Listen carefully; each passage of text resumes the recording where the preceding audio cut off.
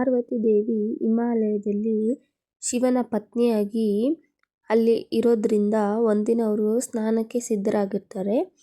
ಅಲ್ಲಿ ಯಾರೂ ಒಳಗಡೆ ಬರಬಾರ್ದು ಅಂತ ಹೇಳ್ಬಿಟ್ಟು ಬಾಗಿಲಲ್ಲೇ ಯಾರಾದರೂ ಕಾವಲುಗಾರ ಬೇಕು ಅಂತ ಅಂದ್ಕೊಂಡಾಗ ಆ ಟೈಮಲ್ಲಿ ಶಿವನು ತಪಸ್ಸಿನಲ್ಲಿ ಇರ್ತಾನೆ. ಪಾರ್ವತಿ ದೇವಿ ತನ್ನ ದೇಹದಿಂದ ಉತ್ಪತ್ತಿಯಾದ ಚಂದನ ಅಥವಾ ಅರಿಶಿನ ಅಂತ ಏನು ಕರೀತಾರೆ ಅದನ್ನು ಬಳಸ್ಕೊಂಡು ಒಂದು ಸುಂದರವಾದ ಬೊಂಬೆಯನ್ನು ತಯಾರಿಸ್ತಾರೆ. ಆ ಬೊಂಬೆಯನ್ನು ಪ್ರಾಣ ತುಂಬಿ ಇದು ನನ್ನ ಸ್ವಂತ ಪುತ್ರ ಅಂತ ಅಂದ್ಕೊಂಡು ಅವನ ಬಾಗಿಲಲ್ಲಿ ನಿಲ್ಲಿಸ್ಬಿಟ್ಟು ಯಾರನ್ನೂ ಒಳಗಡೆ ಬಿಡಬೇಡ ಎಂದು ಕಟ್ಟುನಿಟ್ಟಿನಾದ ಆದೇಶವನ್ನು ಕೊಟ್ಬಿಟ್ಟು ಸ್ನಾನ ಮಾಡೋದಕ್ಕೆ ಪಾರ್ವತಿ ದೇವಿ ಹೊರಡ್ತಾಳೆ.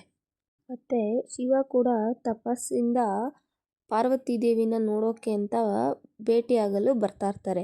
ಆವಾಗ ಅದೇ ಬಾಗಿಲಲ್ಲಿ ನಿಂತಿದ್ದ ಆ ಬಾಲಕ ಯಾರನ್ನೂ ಒಳಗಡೆ ಬಿಡೋದಿಲ್ಲ ನಾನು ಎಂದು ಶಿವನನ್ನೇ ತಡೆಯಲು ಮುಂದಾಗ್ತಾನೆ. ಆಗ ಆ ಶಿವನಿಗೆ ಅವಮಾನ ಅನಿಸುತ್ತೆ, ತುಂಬ ಕೋಪ ಬರುತ್ತೆ. ವಿಶ್ವನಾದ ಶಿವನನ್ನು ತಡೆಯಲು ಯಾರು ಧೈರ್ಯ ಮಾಡ್ತಾರೆ ಆದರೆ ಆ ಬಾಲಕ ಮಾಡ್ತಾನೆ. ತುಂಬ ಕೋಪದಿಂದ ಸಿಟ್ಟಿಂದ ತನ್ನ ತ್ರಿಶೂಲವನ್ನು ಎತ್ತು ಆ ಬಾಲಕನ ತಲೆ ಮೇಲೆ ಇಟ್ಬಿಟ್ಟು ಆ ಬಾಲಕನ ತಲೆಯನ್ನು ಕಡಿತಾರೆ. ಯಾಕಂದರೆ ಶಿವನ ಎದುರುಗಡೆ ನಿಂತ್ಕೊಂಡು ಯಾರೂ ಕೂಡ ಮಾತಾಡ್ತಿರ್ಲಿಲ್ಲ. ಅವರು ಏನೇ ಹೇಳಿದ್ರು ಆ ಆದೇಶನ ಪಾಲಿಸ್ತಾ ಇದ್ರು. ಆದರೆ ಈ ಚಿಕ್ಕ ಬಾಲಕ ನನ್ನನ್ನು ಅವಮಾನಿಸ್ತಿದ್ದಾನೆ ಅಂತ ಕೋಪಗೊಂಡು ಆ ಬಾಲಕನ ತಲೆನ ಕಡಿತಾನೆ.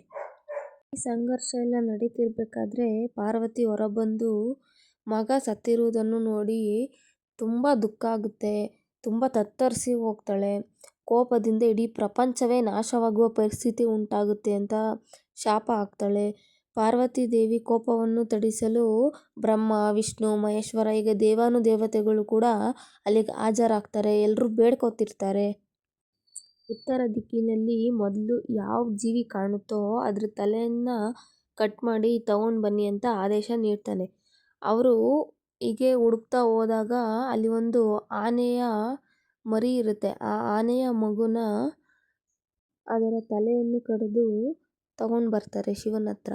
ಆ ಶಿವನು ಪಾರ್ವತಿಯ ಸೃಷ್ಟಿಸಿದ ಆ ಮಗುವಿಗೆ ತಲೆಯನ್ನು ದೇಹಕ್ಕೆ ಜೋಡಿಸಿ ಪುನರ್ಜನ್ಮ ನೀಡ್ತಾರೆ. ಇದು ತಲೆ ಕಡ್ದಿದ್ದು ಮತ್ತು ಹೇಗೆ ಸೃಷ್ಟಿಯಾಯಿತು ಅನ್ನೋದು. ನೆಕ್ಸ್ಟ್ ಗಣಪತಿ ಹೇಗೆ ಖ್ಯಾತಿಗೊಳ್ತಾನೆ ಅಂತ ಹೇಳ್ತೀನಿ. ಆ ಒಂದು ಮಗುವಿಗೆ ಗಣಪತಿ ಅಂತ ಹೆಸರಿಡ್ತಾರೆ. ಆ ದಿನದಿಂದ ಪಾರ್ವತಿಯ ಪುತ್ರ ಗಜಾನನ ಅಂತ ಹೆಸರಿಡ್ತಾರೆ. ಆನೆಯ ಮುಖದವನು ಅಂದರೆ ಗಜಾನನ. ಗಣಪತಿ ಗಣಗಳ ಅಧಿಪತಿ, ವಿಘ್ನಹರ್ತ, ಅಡೆತಡೆಗಳನ್ನು ನಿವಾರಿಸುವವನು ಎಂದು ಪ್ರಸಿದ್ಧನಾಗ್ತಾನೆ. ಯಾವುದೇ ಫಸ್ಟು ಪ್ರೋಗ್ರಾಮ್ ಸ್ಟಾರ್ಟ್ ಮಾಡೋಕ್ಕೂ ಮುಂಚೆ ಅದಕ್ಕೆ ಗಣೇಶನ ಪೂಜಿಸುವ ಆಚರಣೆ ಇದೇ ಕಾರಣದಿಂದ ಸ್ಟಾರ್ಟ್ ಆಗಿದ್ದು. ಯಾವುದೇ ಕೆಲಸ ಆಗೋಕ್ಕೂ ಮುಂಚೆ ಗಣೇಶನ ಆಶೀರ್ವಾದ ಇಲ್ಲದೆ ಯಾವ ಕೆಲಸನೂ ಮಾಡಿದ್ರೆ ಯಾವುದೇ ಅಡೆತಡೆ ಬರ್ದೇನೆ ಸ್ಟಾರ್ಟ್ ಮಾಡ್ಬೋದು ಅಂತ ಇದನ್ನು ಆಚರಿಸ್ತಾರೆ. ಇನ್ನು ಇದನ್ನು ಏನೇನಂತ ಹೆಸರು ಕರೀತಾರೆ, ಇದರ ಡೀಪ್ ಮೀನಿಂಗ್ ಏನಂದರೆ ಗಣೇಶ ಆನೆಯ ತಲೆ ಇಟ್ಕೊಂಡಿರ್ತಾನಲ್ವಾ. ಇದಕ್ಕೆ ಏನೇನು ಮೀನಿಂಗು ಅಂದರೆ ಜ್ಞಾನ, ಬುದ್ಧಿ, ಸಹನೆ ಮತ್ತು ಶಾಂತಿಯ ಸಂಕೇತ ಆಗಿರುತ್ತೆ.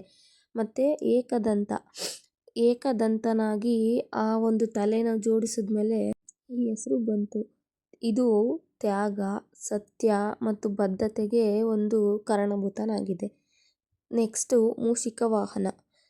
ಮೂಷಿಕ ವಾಹನ ಅಂದರೆ ಇಲಿಯ ಒಂದು ಗಣಪನ ಒಂದು ಬೆಸ್ಟ್ ಫ್ರೆಂಡ್ ಅಂತ ಅಂದ್ಕೋಬೋದು. ಇದು ಒಂದು ಚಿಕ್ಕ ಪ್ರಾಣಿ, ನಿಯಂತ್ರಿಸುವ ಶಕ್ತಿ ಇರುತ್ತೆ.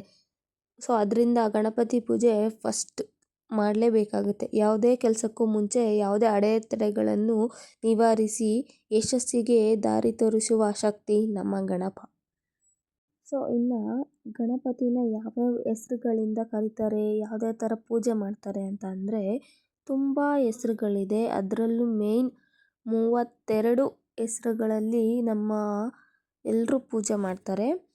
ಅದು ಯಾವ್ದ್ಯಾವುದು ಅಂತ ಅಂದರೆ ಬಾಲಗಣಪ, ತಾರಣ ಗಣಪತಿ, ಭಕ್ತಿ ಗಣಪತಿ, ವೀರ ಗಣಪತಿ, ಶಕ್ತಿ ಗಣಪತಿ, ದ್ವಿಜ ಗಣಪತಿ, ಸಿದ್ಧ ಗಣಪತಿ, ಸಿದ್ಧಿ ಗಣಪತಿ, ಉಚ್ಛಿಷ್ಟ ಗಣಪತಿ, ವಿದ್ಯಾ ಗಣಪತಿ, ಕಷ್ಟಹರ ಗಣಪತಿ, ಹೇರೆಂಬ ಸಂಕಟ ಗಣಪತಿ, ಹರಣ ಲಕ್ಷ್ಮೀ ಗಣಪತಿ, ಗಣಪತಿ, ಋಣಮುಕ್ತಿ ಮಹಾಗಣಪತಿ, ವಿಜಯ ಗಣಪತಿ, ಗಣಪತಿ, ಉದ್ದಂಡ ಗಣಪತಿ, ಗಣಪತಿ, ಋಷಿ ಗಣಪತಿ, ಸಂಯುಕ್ತ ಗಣಪತಿ, ವಿಘ್ನರಾಜ ಗಣಪತಿ, ದುರ್ದರ್ಶನ ಗಣಪತಿ, ಧೂಮ್ರವರ್ಣ ಗಣಪತಿ, ತಿಂತ್ರಿಣ ಗಣಪತಿ, ಸಂಕ್ಷೋಭಣ ಗಣಪತಿ, ಏಕದಂತ ಗಣಪತಿ, ಶ್ರೀ ಗಣಪತಿ, ಯೋಗ ಗಣಪತಿ, ಹೀಗೆ ಹಲವಾರು ನಾಮಗಳಿಂದ ನಮ್ಮ ಗಣೇಶನ್ನ ಕರೀತಾರೆ. ಸೊ ನೀವು ಕೂಡ ಈ ಒಂದು ಹಬ್ಬನ ತುಂಬ ಚೆನ್ನಾಗಿ ಆಚರಿಸಿ.